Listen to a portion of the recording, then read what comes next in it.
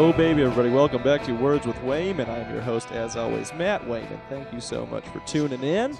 We got a really awesome episode. I'm very excited. Please welcome to the podcast St. Louis comedian, showrunner, founder of Bare Knuckle Comedy, Mr. Christian Lawrence. Okay, so one of the exciting part, the exciting introduction is going to come for whoever the interesting people are. So you let me know when they show up. Yeah, I don't know. They're going to be here in about 35 to 40 minutes. Good. But we can just chat until the interesting people show up. You got it. You originally from the great city of St. Louis?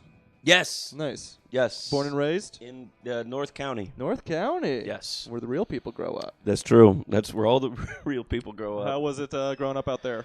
It's fine, you know. Some people would consider it a rough part of town, possibly. Did you think it was rough? Not really. Cool. Not really. You seem rough and tumble. You nah. seem like you could scrap a little bit. Oh, goodness. Well, that's because I nap most of the time. No, not at all. Not at all. Scrapping, that's what's going to be on your tombstone? Dead. He lived as he died. Just dead. The North County is great. Yeah, I mean, there's a bunch of really interesting folks who come up from up there. There's a bunch of comics and musicians and stuff like that from North County. It has a character of its own. I'll put it that way. Who are the other big names? Let's see. Your listeners might know Michael McDonald. Okay, yeah. Michael.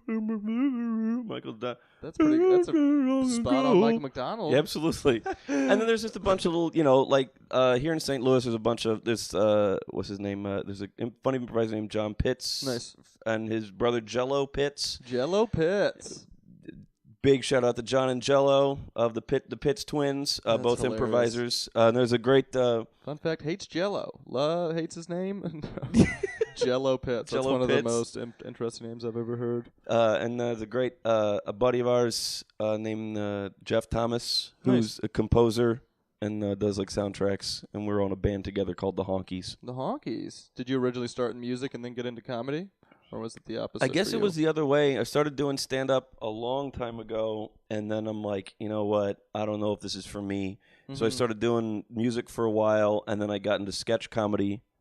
And I really enjoyed sketch for a while, and then I'm like, I want to get back into stand-up. Yeah, that's definitely an interesting path. I find that some comics, they'll either go to they'll start in music and then go into sketch and then finally come to stand-up in the end a little bit. Yeah.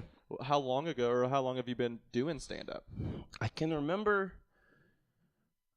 one of the first sets I did was over at the Funny Bone, and it was probably 1999. Okay. 2000, something like that. It was Baby. Man, I wish I could. I would love to find video or audio of that. I don't think it exists. I don't know if you'd want to see that. Absolutely. I would want to see that absolute garbage. I was making Ted Kennedy. I made fun of Ted Kennedy for some reason. I don't know why. It was terrible.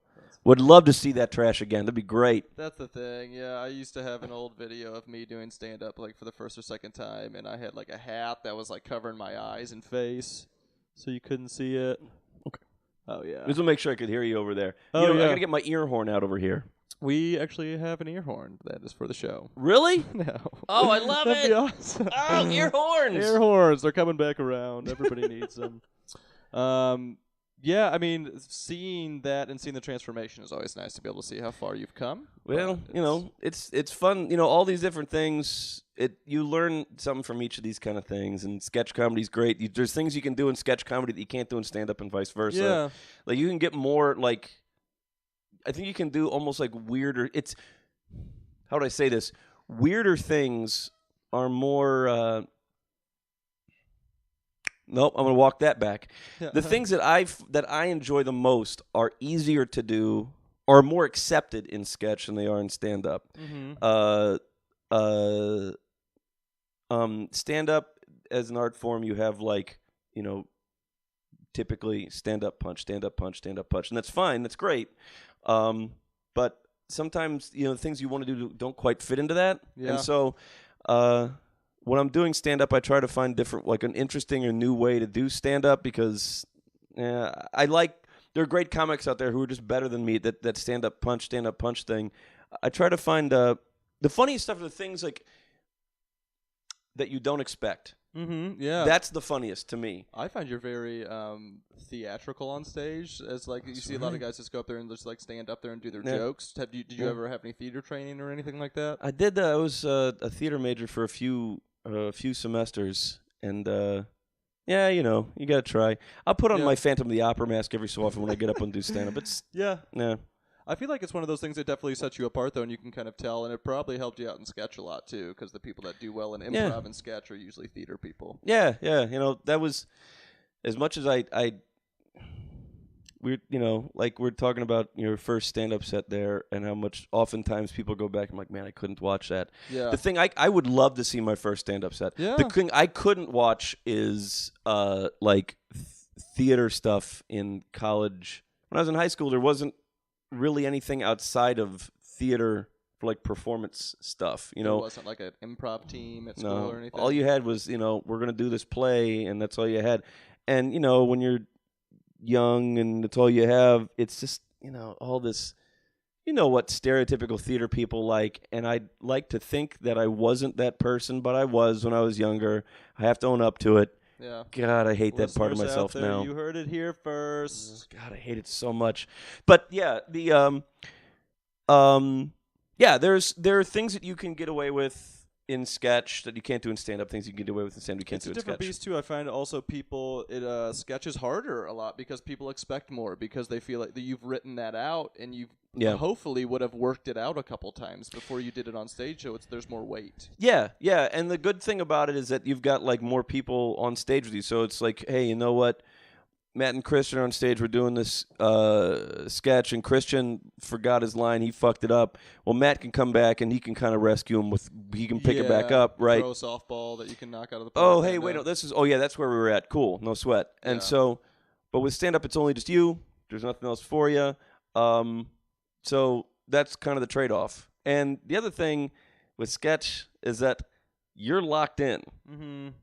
Yeah, if it's going poorly, you have to keep doing it. The most you can do is like, there have been times where I'm just like, just throw the word fuck in more. Yeah. Just throw some more, something that people might grab their attention, anything you can do. I've done that a lot of times when I'm doing characters on stage and stuff. If the character's not working, then it's the worst. God damn it. Because then what do you do? And then, I can't commit. Yeah. There's the closest I ever saw at a History Schmistery show, there was a guy who was Frederick Douglass. Yeah.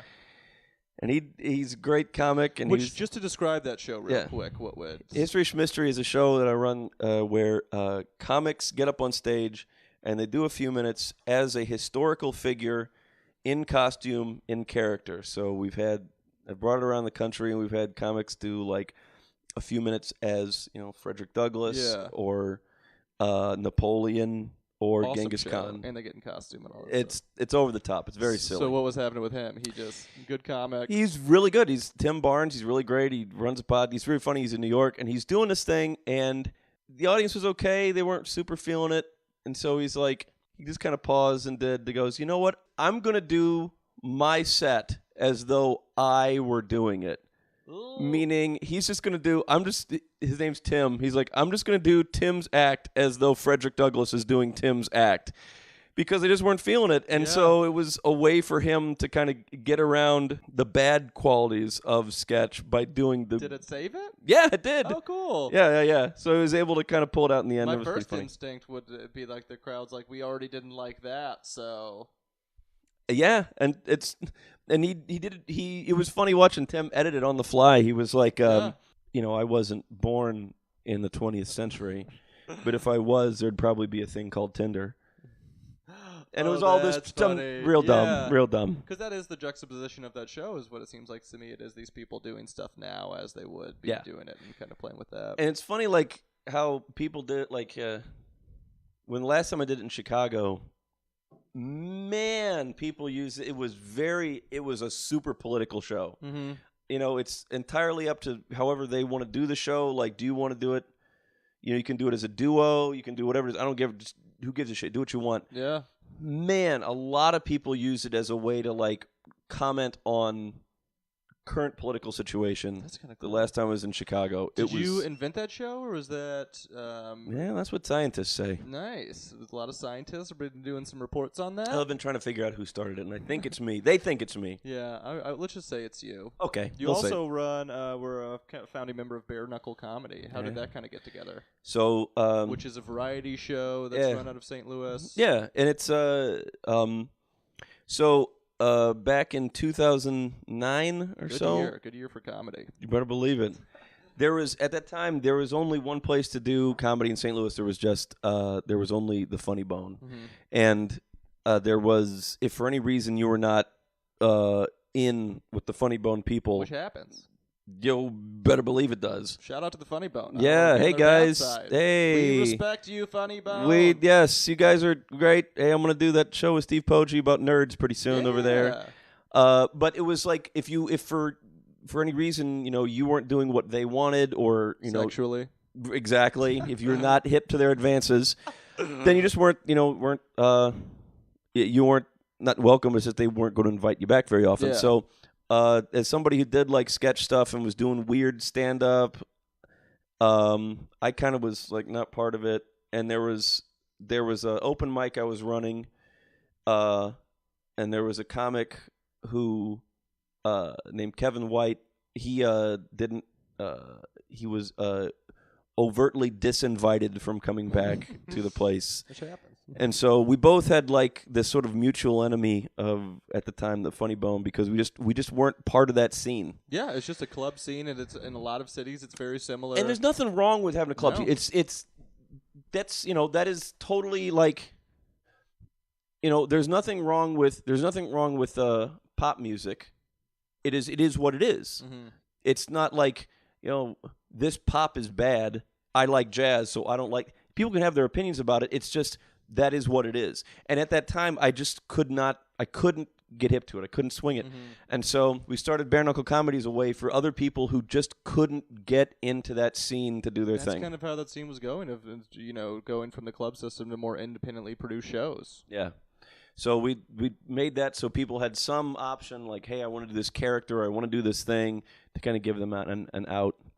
And so that's how that started. And nice. It originally just became Kevin and I just bullshitting on stage in between comics, and then we'd be like, hey, it'd be funny if we did this. Mm-hmm. And Kevin would put on a mask, and I'd introduce him. And then eventually it became more and more of like, here's a story. Yeah. That was Kevin and I. Christian's the smart one, Kevin's the dumb one, and we had this whole thing. And then that became like the expectation. This is an evening, like this is going to be a story, and there's going to be all this kind of like an evening of stuff and like props and this whole thing. Yeah. And so it's not sketch comedy because it's not like Saturday Night Live where here's the beginning, here's the middle, here's the end of the sketch, and applause. It's like it's a narrative. It's more like the way I liken it is kind of like the show It's Always Sunny in Philadelphia, where you have these idiots, complete morons. Yeah. This narrative that happens to be punctuated by, hey, we're going to take a break from the narratives. Here's a stand-up. And that's kind of how you bill it, right? It's Always Sunny meets Comedy Central Presents. Yeah, something like that. So Kevin took off, and so now at this point, it's myself, Lindsay Shipley, an improviser here in town. Hey, Lindsay, what's going on? What's going on, Lindsay? Lindsay, hey, we're going to drink some more whiskey. We're going to do that. And then some whiskey with Lindsay. And then Nina Christensen, who was an improviser out of Chicago, moved back to St. Louis. And Lindsay and I are introducing Nina to the wonders of whiskey lately. Yes, you got to. Oh, my gosh. Oh, my God. The Bare Knuckle crew. We've had Jameson. Let's see. Let me get one more out of you before we shut down this first episode. Yeah. I want to ease into talking about like writing and stuff in the second episode. But I guess this is a good one to shut it down. What is your family like? Significant other? Are you girlfriend, wife? I'm married. Married. What does your wife think about your comedy? My wife, she's still on the fence. No, yeah, she's so supportive. My wife is extremely supportive of it. She's very good. You've been doing it a long time, so it seems. Yeah, and she's, I've known my wife since middle school, nice. So she's seen a lot. We know each other very, very well. I would say that my wife knows me very well to the point that she's like, she can tell when, like you've done that bit a while. Yeah. you might want to think about cycling that out. And there's times where it's like, you don't know who the fuck are you? Who the fuck are you? Oh God, she's probably. I'm like, she's right, and she is right, but fuck you. Yeah, it takes me rough. like a half an hour for me to be able to talk to her again, but that's rough. Probably for the best, though. I mean, I feel like we do this stuff all the time. It's a lot of times hard for us to look at our act from the outside because we're tough. so in it. And then, like if you're not recording an album, you've just got this material. Like a lot of comics are like, "Hey, I've got this album. I'm gonna just use all this material, put this on this album, and I'm retiring it." Yeah. And then I'm gonna start new stuff. I should. Well, with that, right? Yeah, I should. I'm gonna write my new 15-minute album's coming out real soon, Seriously, guys. it's gonna be It's gonna be 14 and a half. It's not even gonna be 15. Awesome. Well, that's good. That's a good place to leave it. So we can still have some meat on the bone for the second episode. Thank you so much for coming out. You're welcome. Thank you so much for having me, man. Guys, we will be right back with a part 2 with Christian Lawrence. Thank you all so much for listening. Support us online. Where can they find you online? On Twitter Okay. Hey Christian, but it's H-E-Y, hey, Chris, C-H-R-I-S, and then Chin. Nice, that's a good one. Hey Christian. That's fun. Just search that, you'll find me. BareKnuckleComedy.com probably. BareKnuckleComedy.com, at BareKnuckleHaha. Sweet. At Schmistery. That's awesome. Yeah, check them out on the interwebs, guys. You know where to find us. Thank you so much for listening, and we will be right back.